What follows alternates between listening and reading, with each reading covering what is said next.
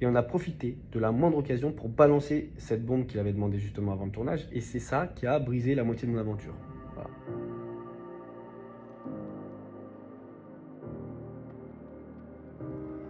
Bonjour à tous, j'espère que vous allez bien et que vous passez une excellente journée. On se retrouve aujourd'hui pour une nouvelle vidéo sur Ilan qui sort enfin du silence et s'explique concernant l'énorme polémique au sujet d'Ilona. En effet, hier, le blogueur Nabil El-Moudni avait balancé de gros dossiers sur Ilan. Il aurait en effet fait tourner à ses proches une photo intime d'Ilona. Surprise, elle lui a alors déclaré la guerre et promet de ne pas participer aux Marseillais contre le reste du monde si Ilan y est. D'ailleurs, si vous avez raté la vidéo en question, je vous invite à cliquer sur le petit i en haut à droite pour mieux comprendre l'histoire. Et il y a quelques heures, Ilan a enfin réagi et explique sa version des faits. Il profite également de cette vidéo pour faire passer un message à Nabil. Je vous laisse découvrir la vidéo et n'oubliez pas de vous abonner et d'activer la cloche pour ne plus rien rater. Prochaine vidéo. C'est vrai que j'étais pas présent sur les réseaux sociaux parce que bon voilà, il y a eu des choses qui se sont dites sur moi. Et aujourd'hui, je vais vous expliquer, je vais être sincère avec vous à 100%. Tout a commencé avant le reste du monde, l'aventure qui est en ce moment à la télé. Il y a une personne qui me voulait du mal. Voilà. Et cette personne, un jour, quand on était amis avant, j'étais en FaceTime avec une amie à moi, avec une fille, et il a screen à mon insu cette photo. Et il l'a envoyé à quelqu'un qui était mon ami à ce moment-là. D'ailleurs, un très bon ami, enfin, je pensais à ce moment-là. Donc, moi, à ce moment-là, parce que c'était quelque chose qui devait rester dans mon intimité, ça ne va pas être screen ou quoi. Je dis comment est-ce que je peux faire pour me défendre. Et je me suis souvenu que j'avais une photo d'une de mes ex qui était sa femme à ce moment-là. Donc je me suis dit, attends, lui il me fait ça, moi j'essaie de me défendre comme je peux. Et j'envoie juste à mon ami, non pas diffusé sur les réseaux, non pas envoyé à plein de potes, je ne sais quoi, non, j'envoie juste à mon ami cette photo qui, je précise, n'est pas un nude du tout. Hein. C'est une photo, en fait, j'étais dans le bain avec ma chérie à l'époque, je l'avais pris en photo, elle posait comme ça, elle avait de la mousse sur le corps et il y avait un téton qui a dépassé parce que la mousse était enlevée. Donc voilà, ce n'est pas un nude du tout. Et en fait, l'erreur que j'ai faite, elle est là. J'aurais pu peut-être en parler et j'aurais pas dû l'envoyer. Et moi, cette personne, je lui faisais confiance. Je passais tellement des heures au téléphone avec que je lui ai fait confiance. Donc, je lui ai envoyé cette photo, mais j'aurais jamais dû. Et ce jour-là, je lui ai envoyé plusieurs photos, plusieurs choses de mon intimité parce que je lui faisais confiance. C'était un moment où j'étais pas bien. Et j'aurais jamais dû faire ça.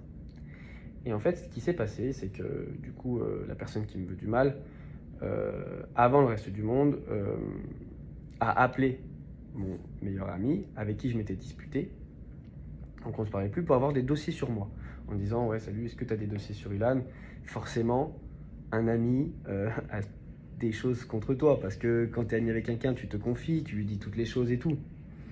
Et du coup, il lui a donné une photo d'une de mes ex que j'avais envoyée avec des émoticônes. Donc on ne voyait pas grand-chose sur la photo. Mais c'était relou, j'avoue que c'était relou et que j'aurais jamais dû lui envoyer ça.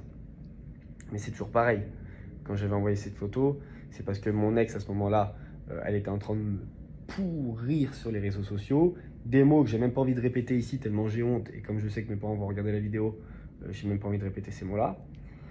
Donc encore une fois, je me défendais comme je pouvais. Sauf que je me suis défendu devant un ami, que je pensais qu'il allait jamais en parler. Bref. Arrivé sur le tournage, l'histoire a commencé un peu à s'ébruiter, mais ça s'était plus ou moins étouffé. Je me suis dit, bon, écoute, tant mieux. Tout en sachant que cette personne a appelé la production avant en disant, je veux pas qu'Ilan soit là, le genre de personne qui fait ces choses-là n'ont rien à faire ici, c'est soit lui, soit moi. Enfin, en gros, cette personne ne voulait pas que je fasse l'aventure. Mais la production, c'est des gens très bien. Ils sont là pour faire des programmes de divertissement et donc ils nous ont dit ça n'a rien à faire ici, c'est votre vie privée, nous ici on fait un programme de divertissement et le but c'est que les gens ils apprécient vos histoires. Enfin bref. Et du coup pendant le tournage, à un moment donné j'ai eu un problème avec cette personne totalement injuste et on a profité de la moindre occasion pour balancer cette bombe qu'il avait demandé justement avant le tournage. Et c'est ça qui a brisé la moitié de mon aventure. Voilà. Vous regarderez les images, hein, je ne spoilerai pas le programme. Et du coup, ça a brisé la moitié de mon aventure. Et du coup, l'opinion publique des gens sur place. Vous voyez ce que je veux dire? Bref, à la fin, je vous fais l'histoire. Bref, à la fin, on se réconcilie, donc tout va bien de nouveau et tout. On passe sur les histoires. Je me dis, bon, bah voilà, ça y est, c'est passé. Tant mieux. Sauf que, en sortant de tournage, cette personne, il est retourné voir mon ancien meilleur ami en disant tu as encore des dossiers sur Ilan? Et c'est à ce moment-là qu'il a renvoyé cette photo qui avait été prise le même jour et tout. Et du coup, là, je reçois des appels, je me fais insulter, je me fais... Et moi, je me dis, oh putain, qu'est-ce que t'as fait, Ilan? Je me suis dit à ce moment-là, j'ai fait une erreur. Du coup, je m'excuse. Je dis, je suis désolé. Je leur ai même proposé de leur envoyer des fleurs. Je me suis excusé auprès des deux en disant, je suis désolé, c'était il y a longtemps. Je suis désolé, je m'excuse. Et là, ils s'en ont profité que j'ai montré un moment de faiblesse pour essayer de m'enfoncer, de s'acharner sur moi, de tout faire pour limite me rayer de la carte, limite, et j'exagère pas. Hein. Ils m'ont menacé de mort, ils m'ont fait des trucs de fou. Tellement que je suis arrivé à un stade où j'ai dit, moi, il y a quelques jours à la production, je ne veux plus venir sur le reste du monde. Je ne veux plus venir. Pourquoi je ne veux plus venir? Parce que tout ça, c'est trop.